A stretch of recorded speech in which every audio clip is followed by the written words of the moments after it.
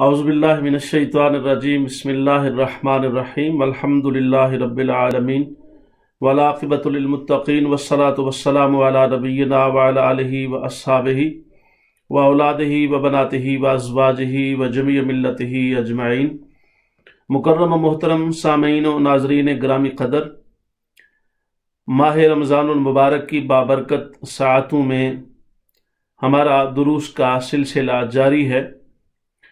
और आज की गुफ्तगू में हम जिस टॉपिक पर बात कर रहे हैं उस टॉपिक का ताल्लुक रिसालत के साथ है, नबुव्वत के साथ है। और उसमें हम इस बात का जिक्र करेंगे कि अल्लाह तबारक व तआला ने हमारे नबी मोहतरम आक़ाए कायनात सल्लल्लाहु अलैहि वसल्लम को नबी बनाया है, रसूल बनाया है, इमामुल अंबिया बनाया है और इमामुर रसूल बनाया है। अब इसमें जो बात समझने वाली है वो ये है कि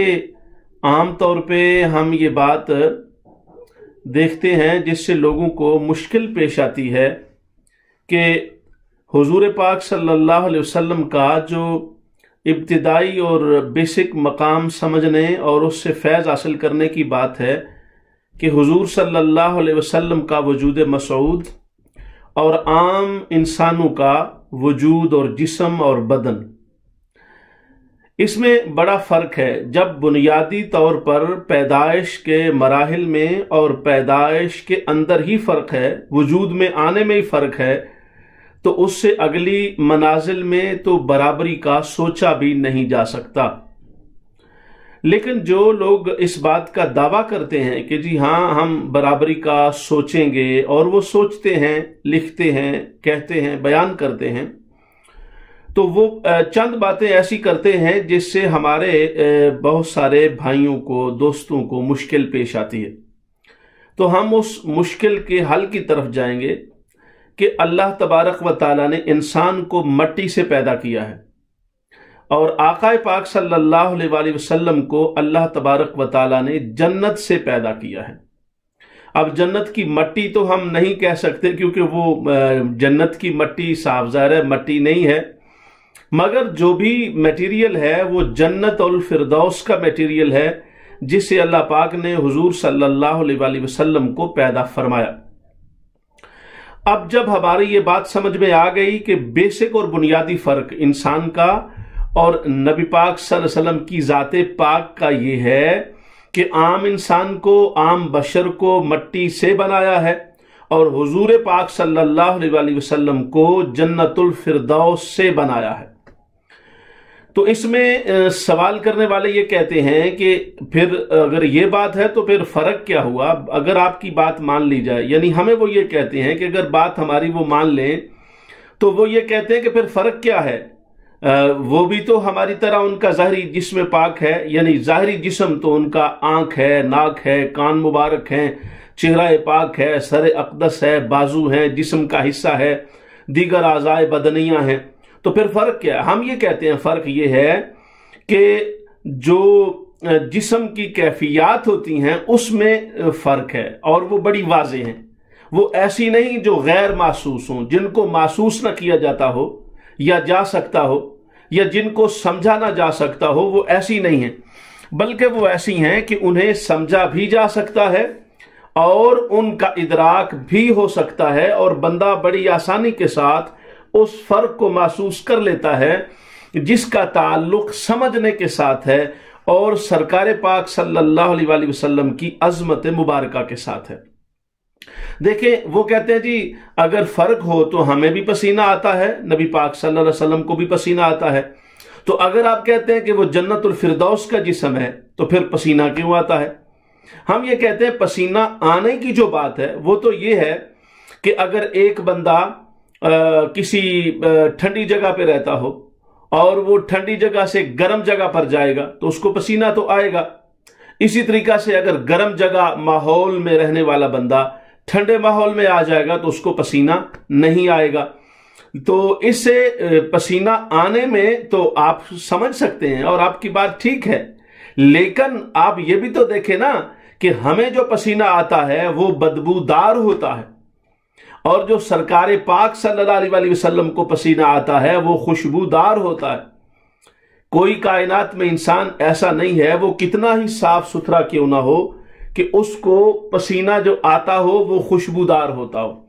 یہ آقا پاک صلی اللہ علیہ وآلہ وسلم کی شخصیت پاک ہے کہ جو پسینہ سرکار کو آیا وہ خوشبودار تھا، اور یہ حدیث پاک میں ان باتوں کا باقاعدہ ذکر موجود ہے۔ یعنی یہ بالکل سنی سنائی باتیں یا جذباتی بات نہیں ہے، بلکہ اس پر حدیث مبارکہ میں بڑے بڑے باب باندھے گئے ہیں پسینہ مبارک کے، یہاں تک کہ ہر ایک بندے کی زبان پر ہے، ہو مشک عنبر یا بوئے جنت، نظر میں اس کی ہے بے حقیقت، ملا ہے جس نے ملا ہے جس کو پسینہ رش کے گلاب تیرا۔ تو یہ ہے حضور پاک صلی اللہ علیہ وآلہ وسلم کا پسینہ مبارک۔ پسینہ تو تھا، مگر چونکہ جسم وہ ہے جو جنت الفردوس سے بنا ہے، تو اس وجہ سے وہ پسینہ خوشبودار تھا، اس میں خوشبو تھی۔ حضرت ام سلیم فرماتی ہیں کہ میرے گھر میں سرکار تشریف فرما تھے، دوپہر کے وقت چمڑے کے چارپائی پر تشریف فرما تھے، تو آپ نے اس پہ گرمی تھی اور گرمی کی وجہ سے پسینہ مبارک تھا، اور میں نے وہ پسینہ لے لیا اور اس پسینے کو ایک خاص خوشبو میں شامل کر دیا جو عام طور پہ میں استعمال کرتی تھی۔ تو فرماتے ہیں جب میں وہ خوشبو لگاتی تھی تو لوگ سارے مجھ سے پوچھتے تھے یہ کس ملک کی خوشبو ہے؟ عربوں کی ہاں خوشبو آج بھی بڑی مشہور ہے، اور یہ شروع سے ہی اہل عرب خوشبو کے بڑے دلدادہ بھی ہیں اور اس کے بڑے ذوق والے بھی ہیں۔ تو آپ فرماتی کہ لوگ مجھ سے پوچھتے یہ کس ملک سے خوشبو آئی ہے، تو میں ان کو کہتی یہ ملک سے نہیں آئی ہے، یہ مالک الملک کی بھیجی ہوئی خوشبو ہے۔ یعنی اللہ تبارک و تعالیٰ نے اپنے محبوب کے وجود اقدس کو جو پسینہ دیا ہے اور جو پسینہ آتا ہے، اس وجود مسعود کی برکت سے وہ پسینہ خوشبودار ہے۔ یعنی اس جسم پاک کے اندر پسینہ آئے بھی تو اس سے خوشبو پھیلتی ہے۔ پھر حدیث پاک میں یہ بات بھی موجود ہے کہ صحابہ کرام فرماتے ہیں کہ جب حضور صلی اللہ علیہ وآلہ وسلم کو ہم نے تلاش کرنا ہوتا، آپ کی خدمت میں حاضر ہونا ہوتا اور آپ اپنے کاشانہ اقدس و پاک پر موجود نہیں ہوتے، تو ہم چلتے تھے اور راستے سے ہمیں پتہ چل جاتا تھا کہ اس طرف حضور گئے ہیں، کیونکہ حضور صلی اللہ علیہ وآلہ وسلم کی جو خوشبو مبارک تھی جسم اقدس کی، اس سے پتہ چلتا تھا کہ سرکار پاک ادھر جا رہے ہیں، اور وہ خوشبو لگائے بغیر تھی۔ حضور پاک کے جسم اقدس کی طبعی خوشبو ایسی تھی، اور وہی خوشبو جب پسینہ آتا تو اور زیادہ وہ خوشبو مبارک پھیل جاتی اور اس کے اندر اضافہ ہو جاتا۔ حضرت انس بن مالک فرماتے ہیں جو حضور پاک صلی اللہ علیہ وآلہ وسلم کی خدمت میں موجود رہے، آپ فرماتے ہیں کہ میں نے نبی پاک صلی اللہ علیہ وآلہ وسلم کی 10 سال خدمت کی ہے، اور فرماتے ہیں ما شممت اطیب ما شممت اطیب من عرق النبی صلی اللہ علیہ وآلہ وسلم۔ فرماتے ہیں میں نے حضور پاک کے پسینہ مقدس سے بڑھ کر، اطیب یہ اس میں تفضیل کا صیغہ ہے کہ میں نے اس سے بڑھ کر کوئی خوشبو نہیں دیکھی۔ حضور پاک کا عرق مبارک پسینہ پاک اور پسینہ معمبر و معطر اتنا عطر والا اور اتنی خوشبو رکھنے والا تھا کہ میں نے اس جیسا خوشبو دنیا جہان میں کہیں نہیں دیکھی ہے، اور اس حدیث پاک کو بیان کیا گیا۔ تو اس لیے حضور پاک صلی اللہ علیہ وآلہ وسلم کا جو پہلی سمجھنے والی ہے وہ یہ کہ آپ کا وجود مسعود کا خمیر، آپ کے وجود مسعود کا جوہر، اور آپ کے آقا پاک صلی اللہ علیہ وسلم کے بدن مبارک کا سبت اصلی وہ اس زمین والا نہیں ہے، وہ جنت الفردوس کی زمین والا ہے۔ زمین والا میں سمجھانے کے لیے کہہ رہا ہوں۔ دوسری بات یہ ہے، اس بات کو سمجھنا اس طرح بھی آسان ہو سکتا ہے کہ آپ دیکھیں پانی جو ہوتا ہے وہ پانی زمین سے نکلتا ہے، اور پانی جب زمین سے نکلتا ہے تو ایسی جگہ جہاں گندگی زیادہ ہونی چاہیے وہاں جو پانی نکلے گا وہ آلودہ پانی ہوگا، جراثیم والا پانی ہوگا، اس کے اندر جراثیم زیادہ ہوں گے۔ جب تھوڑا اور نیچے سے پانی نکالیں گے تو وہ پانی ہوگا تو ٹھیک، جراثیم یعنی زیادہ آلودگی والا نہیں ہوگا، اس کو خوردبین کے ذریعے سے دیکھا جا سکتا ہے، اور آج کل تو سائنٹیفکلی یہ اسٹیبلش حقیقت ہو گئی ہے۔ تو اس پانی کے اندر بھی وہ پانی جراثیم زدہ تو نہیں ہوگا، مگر وہ کھاری پانی ہوگا، نمک والا نمکین پانی ہوگا۔ اس کو نمکین اس لیے نہیں کہتے کہ نمکین تو پھر بھی ٹیسٹ فل ہوتا ہے، اور نمکین کسی چیز کا ہونا وہ یعنی تکلیف دہ نہیں ہوتا، لیکن کھارا پانی جو پانی کے ساتھ نمکین بولتے ہیں تو وہ ایسا پانی ہے جو دوسرے معنوں میں کڑوا پانی آپ کہتے ہیں۔ پھر جب نیچے 500 فٹ کے نیچے سے جو پانی نکلتا ہے وہ میٹھا پانی ہوتا ہے. تو زمین ایک ہی ہے. جو اوپر والے ماحول سے پانی نکلا وہ جراثیم زدہ بھی تھا, وہ بیماریوں کی جگہ بھی تھا, لیکن جو پانی تھوڑا نیچے سے نکلا اس میں جراثیم اور گندگی تو ختم ہو گئی تھی, مگر اس میں کھارا پن موجود تھا. اور جو سب سے نچلی گہرائیوں سے پانی نکلا, پانی وہ بھی تھا مگر وہ پانی میٹھا تھا, وہ پانی قابل راحت تھا, اور اس پانی کے اندر وہ سلسلے موجود تھے کہ جس سے بندے کو ہر طرح کے پانی جو فائدہ دینا چاہیے وہ پانی نے فائدے دیے. تو حضور پاک صلی اللہ علیہ وسلم کا وجود مسعود وہ زمین کے کسی آپ کہو یعنی غلاظت والی زمین ہو, کسی خاص صنف والی زمین ہو, وہ تو تھی نہیں. وہ تو جنت الفردوس کی زمین ہے جس سے سرکار پاک کا وجود مسعود تیار ہوا. اور پھر ہم دیکھتے ہیں کہ دوسری بات لوگوں کے سمجھنے میں, بشر اور انسان میں, ہم پہلے ان باتوں کو لے رہے ہیں جس سے بندے کے عام انسان کے جسم سے ہی ان چیزوں کا تعلق ہے, مگر ان میں منفی رجحانات ہیں اور منفی اثرات ہیں, اس کی بات ہم کر رہے ہیں. جو مثبت اثرات ہیں وہ تو مثبت, تو پھر وہاں تو نور لنا نور والی بات ہے. جب سرکار کی بارگاہ میں جائیں گے وہ تو فوق الورا ہو گیا نا, وراء الورا ہو گیا. تو اس اعتبار سے حضور پاک صلی اللہ علیہ وسلم, انسان عام بشر کو بھی تھوک ہوتا ہے زبان اور منہ میں, حضور پاک صلی اللہ علیہ وسلم کا بھی تھوک مبارک ہے. اسی وجہ سے عام انسان کے تھوک کو تھوک سلائیوا بولتے ہیں, اور حضور پاک صلی اللہ علیہ وسلم کے تھوک کو تھوک مبارک یا لعاب دہن بولتے ہیں. تھوک جو ہوتا ہے اس میں جراثیم ہوتے ہیں, یہی وجہ ہے کہ تھوک سے بچنا چاہیے. اور یہ مختلف جگہوں پر لکھا ہوا ہے کہ تھوکنا نہیں ہے. ایشین کنٹریز میں تو مختلف مقامات پر, ایئرپورٹس پر اور خاص جگہوں پر جہاں زیادہ لوگوں کا آنا جانا رش ہوتا ہے, یہ باقاعدہ لکھ دیا جاتا ہے کہ نو سپیٹنگ ہیئر, یہاں تھوکنا منع ہے. گاڑیوں میں اور بھی ایسے پبلک پلیسز پر لکھا ہوتا ہے. اس کی وجہ یہی ہے کہ جب تھوک میں جراثیم ہوتے ہیں, اور آج کل کی بیماری سے تو یہ بڑا واضح ہر شخص کو پتہ چل گیا, چونکہ بیماری سے واسطہ ہی پوری دنیا کا ایسا پڑا ہے کرونا وائرس کے ساتھ, کہ پتہ چل گیا کہ اس میں تو سارے جراثیم, ایون کہ خون لینے کی بھی ضرورت نہیں ہوتی, سارے ٹیسٹ تھوک پر ہی ہو رہے ہیں. تو تھوک بنیادی طور پر جراثیم ہوتے ہیں اس میں, اور جب وہ جسم سے الگ ہو جاتا ہے تو وہ دوسرے کے لیے اس جراثیم کی وجہ سے نقصان دہ ہوتا ہے. لیکن نبی پاک صلی اللہ علیہ وسلم کے تھوک مبارک لعاب دہن کو بھی اللہ نے مبارک بنایا ہے, اس کے اندر بھی برکتیں رکھی ہیں. لوگ کہتے ہیں جی پھر کیا فرق ہوا, حضور پاک کا بھی تو منہ مبارک ہے. منہ مبارک تو تم دیکھ رہے ہو, تم ظاہری طور پر جو ایک متجسد سلسلہ ہے اس کو تو دیکھ رہے ہو, لیکن اس کے خواص کی طرف کیوں نہیں دیکھ رہے, اس کی کیفیات کیوں نہیں دیکھ رہے. اس کی طرف یہ بھی تو دیکھو نا کہ اس کے خواص کیا ہیں اور اس کی کیفیات کیا ہیں, اس کے اثرات کیا ہیں, اس کی حیات کیا ہیں, اور اس کے اپنے اندر اثرات کا, برکات کا اور ثمرات کا کتنا بڑا سلسلہ موجود ہے. نبی پاک صلی اللہ علیہ وسلم کے تھوک مبارک میں بھی شفا ہے. اور اس سلسلے میں آپ جانتے ہیں کہ وہ بڑی مشہور و معروف حدیث مبارکہ ہے کہ آپ نے حضرت سیدنا صدیق اکبر رضی اللہ تعالی عنہ جب ہجرت کے راستے میں غار میں گئے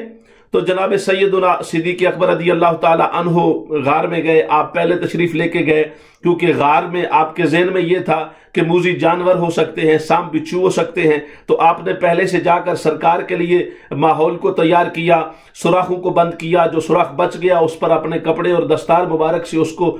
فل اپ کیا, اور جو رہ گیا اس کے سامنے اپنا پاؤں رکھ دیا تاکہ میرے محبوب پاک کو تکلیف نہ پہنچے, کوئی موذی جانور ہے تو وہ اذیت نہ دے سکے. لیکن اس موقع پر بھی میرے محترم سامعین جانتے ہیں کہ وہ سانپ آیا, اس نے ڈس دیا. جب ڈس دیا تو آقا پاک صلی اللہ علیہ وسلم نے جناب صدیق اکبر رضی اللہ تعالی عنہ کی اس وجہ سے جو ڈسا تو زہر آلود تھا, صاف ظاہر پاؤں کی ایڑی زہر آلود تھی, درد ہو رہا تھا, زہر اپنا اثر دکھا رہا تھا. جناب صدیق اکبر کی پریشانی تھی, اس پریشانی اور کلفت کے عالم میں سرکار پاک صلی اللہ علیہ وسلم نے جناب صدیق اکبر کی ایڑی مبارک پر اپنا تھوک مبارک لعاب دہن لگایا تو وہ شفا یاب ہو گئے, اثر ختم ہو گیا, درد ختم ہو گئی, کیفیات جو ہیجانی تھی وہ بدل گئی,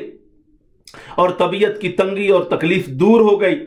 اور یہی تھوک مبارک نبی پاک صلی اللہ علیہ وسلم نے خیبر کے موقع پر حضرت علی المرتضی شیر خدا رضی اللہ تعالی عنہ کی آنکھ پر لگایا تھا، جب آپ نے فرمایا تھا کہ کل میں جھنڈا اس شخص کو دوں گا جس کے ہاتھ پر اللہ پاک فتح عطا فرمائے گا، اور وہ چونکہ فتح نہیں ہو رہا تھا قلعہ خیبر، وہ اندر دشمن اندر بند ہو گیا تھا، قلعے کے اندر، قلعہ تھا نا خیبر کا، کیسل تھا، تو اندر دشمن بند ہو گیا تھا، باہر سے حصار جتنا بھی تھا، اتنا بڑا قلعہ تھا اور اتنا بڑا اس کا دروازہ تھا، اس کو عبور نہیں کیا جا سکتا تھا۔ تو نبی پاک صلی اللہ علیہ وسلم نے بہت دنوں کے بعد جناب حضرت علی المرتضی شیر خدا کے بارے میں خوشخبری سنا دی، کل میں جھنڈا اس شخص کو ہاتھ پر دوں گا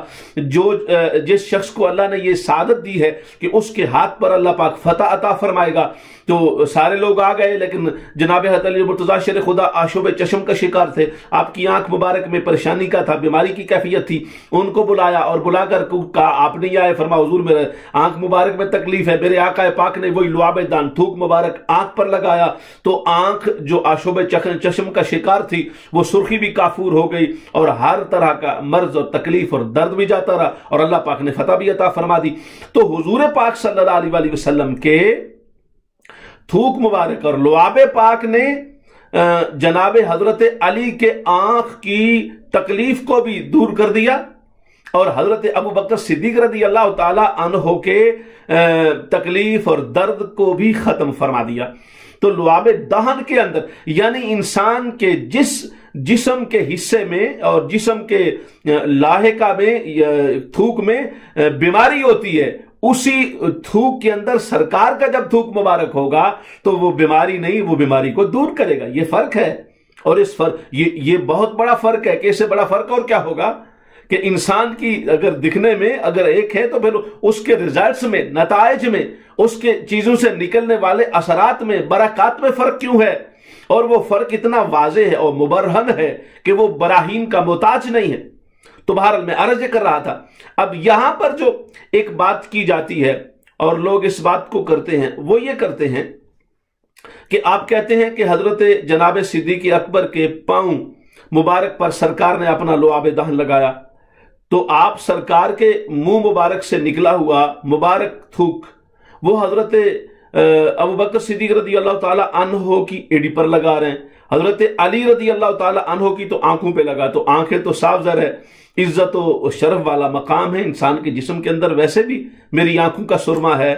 میری آنکھوں کا نور ہے، استعارہ بھی ہے، آنکھ نازک ترین حصہ ہے، اور جو آنکھوں میں بستا ہو، جو آنکھوں میں رہتا ہو، جس کے اندر آنکھوں کا اظہار اور جس کا مظہر آنکھیں ہوں، وہ تو استعارتاً بھی اور حقیقتاً بھی محبت کی دلیل ہے، ادب کی دلیل ہے، پیار کی دلیل ہے، تمسک کی دلیل ہے، تعلق کی دلیل ہے۔ لیکن پاؤں کے نیچے تو یہ تو محاورتاً بھی پاؤں تلے رون دیا، پاؤں کے نیچے کی چیز سمجھا، پاؤں کے برابر بھی نہیں سمجھا، یعنی یہ محاورتاً بھی پاؤں کا استعمال، اور جسم میں ویسے بھی اس کا مقام بھی پاؤں کا صاف ظاہر سب سے نیچے ہے۔ تو معترضین، اعتراض کرنے والے یہ کہتے ہیں کہ وہاں تو آپ کی بات مانی جا سکتی ہے، لیکن حضور پاک صلی اللہ علیہ وسلم کی ایک طرف تھوک مبارک کی اتنی عظمت بیان کر رہے ہو، اور دوسری طرف آپ وہ حضرت ابوبکر صدیق رضی اللہ تعالی عنہ کی ایڑی پر لگانا کہہ رہے، تو یہ بے ادبی نہیں ہے؟ تو ہم کہتے ہیں کہ دکھنے کے زاویے میں فرق ہے اور سوچنے کے انداز میں فرق ہے، بے ادبی نہیں ہے، کیونکہ جب ہم فضیلت کے طور پہ دیکھتے ہیں، برکت کے طور پہ دیکھتے ہیں، تو سرکار برکت والے ہیں، سرکار فضیلت والے ہیں، سرکار عظمت والے ہیں، مگر جب رشتے کے طور پر دیکھتے ہیں، رشتے میں جناب صدیق اکبر حضور پاک صلی اللہ علیہ وسلم کے سسر ہیں، اور سسر کا درجہ والد کے برابر ہوتا ہے۔ اس پہ سرکار پاک صلی اللہ علیہ وسلم کی احادیث کا بہت بڑا ذخیرہ موجود ہے اور گواہ ہے۔ تو وہ باپ کے درجے کے طور پر اور باپ کے درجہ میں ہونے کی وجہ سے جس بات کی طرف آپ کا شائبہ جا رہا ہے وہ شائبہ پورا نہیں ہوتا۔ اس کو آپ مثال سے سمجھتے ہیں، ایک شخص ہے، وہ بہت بڑا عالم ہے، شیخ ہے، پیر ہے، فاضل ہے، بہت بڑا علامہ ہے، جب نماز پڑھانے کی باری آئے گی تو اس وقت وہ امام بنے گا۔ بیٹا ہے، باپ بے شک باپ ہے، اور چونکہ علم میں بیٹا بڑا ہے اور علم میں فضیلت اس کی ہے تو وہ امام وہ ہوگا، لیکن جب مسجد سے باہر نکلیں گے تو وہی امام بیٹا اگر جوتے اٹھا کر سامنے رکھ دے، عزت و اکرام سے پیش آئے، تو اب یہ تو نہیں کہیں گے کہ جی وہ امام ہے ہمارا اور ہمارے امام کو اور ہمارے مقتدا کو، ہمارے محتدا کو وہ کیسے کیوں ادب اور عزت کا اظہار کر رہا ہے؟ تو جواب کیا ملے گا؟ جواب یہ ملے گا بھی امام آپ کا ہے، اس میں کوئی شک نہیں ہے، مگر وہ امام ہونے کے ساتھ اپنے باپ کا بیٹا ہے۔ تو حضرت جناب سیدنا صدیق اکبر کے حوالے سے یہ بات گستاخانہ اس لیے نہیں ہے کہ جو رشتہ ایک تعلق ہے اس تعلق میں فرق ہے۔ وہ تعلق داری میں جناب سیدنا صدیق اکبر باپ کے درجہ میں ہیں کیونکہ وہ سسر ہیں اور سرکار ان کے داماد ہیں۔ اسی طریقہ سے ایک اور بات کی جاتی ہے اور اس پر بھی یہ کنفیوژن ہوتی ہے کہ نبی پاک صلی اللہ علیہ وسلم معراج کی رات سرکار پاک صلی اللہ علیہ وسلم کے وجود مسعود سے قلب انور کو نکالا گیا۔ اب یہ جو نکالا جاتا ہے لوگ یہ سمجھتے ہیں کہ شاید جبرائیل علیہ السلام نے کچھ چھریوں سے، کانٹوں سے آپریشن کیا، معاذ اللہ جسم پاک کو کاٹا اور اس سے خون بہا، تکلیفیں ہوئیں۔ یہ بات نہیں ہے۔ جبرائیل امین نے اپنے نور کی انگلی سے ایسے کیا اور وہ خدمت کا فریضہ سر انجام دیا۔ اس میں یہ بھی بات ذہن میں رہنی چاہیے، رب ذوالجلال کی بارگاہ سے وہ خدمت کے فرائض تھے جبرائیل علیہ السلام جو پورے کر رہے تھے، اسی وجہ سے تو ہر بات کا سوال جبرائیل علیہ السلام دے رہے تھے، سرکار پوچھ رہے تھے، جبرائیل علیہ السلام ہر بات کی وضاحت کر رہے تھے۔ جس انداز میں کسی کی ڈیوٹی ہوتی ہے کہ جس کے لیے اس کی ڈیوٹی لگائی گئی اس کی ہر بات کا جواب دے اور اس کے لیے خدمت کو بجا لائے۔ تو بہرحال حضور پاک صلی اللہ علیہ وسلم کے قلب انور کو نکالا گیا جسم اقدس سے۔ اب یہ بھی بات لوگ اس کو عجیب طریقے سے دیکھتے ہیں، مگر ہم اس طریقے سے دیکھتے ہیں وہ قلب اطہر کیسا قلب اطہر ہے؟ جسم سے الگ بھی ہے، نہ جسم کا رشتہ تو ٹوٹا ہے، نہ دل کا رشتہ ٹوٹا ہے، نہ تعلق میں فرق آیا ہے، نہ ظاہری جسمانی زندگی میں کوئی فرق آیا ہے، نہ اس میں تعطل واقع ہوا ہے، نہ کوئی لائف سپورٹس مشین کا سہارا لینا پڑا ہے اور نہ لیا گیا ہے۔ جسم اقدس الگ، قلب انور الگ، قلب اطہر ایک جگہ پہ پڑا ہے اور اس کو نور کے تشت میں رکھ کے آب زمزم سے دھویا جا رہا ہے، لیکن اس کے باوجود سرکار پاک مسکرا رہے ہیں۔ گفتگو کا سلسلہ جاری ہے، باتوں کا سلسلہ جاری ہے، حیات طیبہ کے ظاہری باطنی جملہ جو احکام ہیں اور جو عوامل ہیں وہ انجام پذیر ہو رہے ہیں۔ تو کیا یہ معجزات شان نہیں ہے؟ ایسا کون سا آپریشن ہے کہ جس میں مریض کے دل کا آپریشن ہو، اور ایسا آپریشن کہ وہ عام سمجھنے کے لیے بائی پاس سے بھی بڑی بات ہے۔ جسم اقدس الگ، اور اس میں تو پہلے جسم کو اس قابل بنایا جاتا ہے کہ وہ سیکنڈ آپشن پہ جائے، سپورٹس پر جائے، پھر اس قابل ہو۔ آقا پاک صلی اللہ علیہ وسلم تو اس وقت کی بات ہو رہی ہے جب ان چیزوں کا وجود ہی نہیں ہے، میڈیکل نے اتنی ترقی نہیں کی ہے۔ اس کے باوجود حضور اکرم صلی اللہ علیہ وآلہ وسلم کا جسم اقدس الگ، قلب اطہر الگ، مگر الگ ہونا ہے، مگر الگ ہو کر بھی الگ نہیں ہے۔ یہ ہے شان معجزات،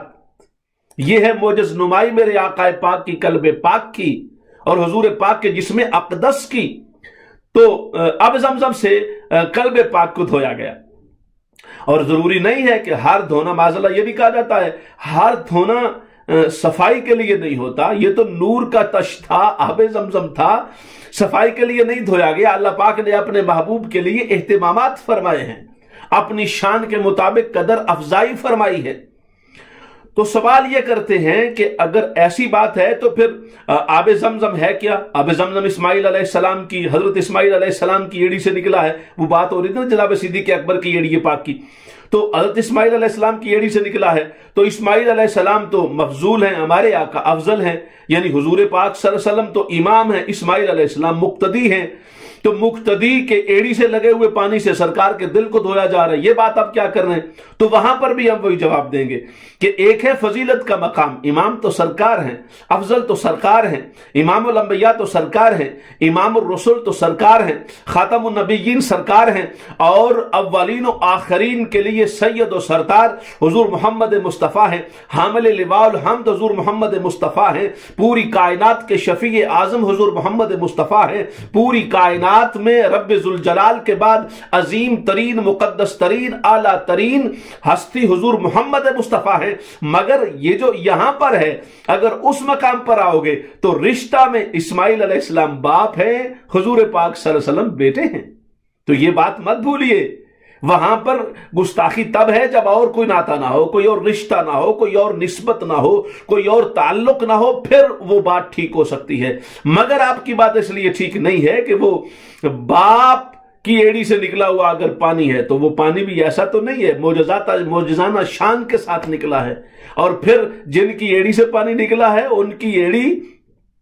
وہ نبی بھی زمین سے، عام انبیاء گرامی قدر جنت سے بنے، اور حضور پاک صلی اللہ علیہ وسلم کا وجود مسعود جنت الفردوس سے بنا۔ آخری بات یہ کہنی ہے کہ چونکہ جنت کے اندر سرکار پاک کا وجود جنتی ہے، جس میں پاک کی پیدائش اور میٹیریل جنتی ہے، تو اس وجہ سے آخری بات یہ ہے بندہ جب سوتا ہے تو سونے کو چھوٹی موت کہتے ہیں، اور اسی وجہ سے اس میں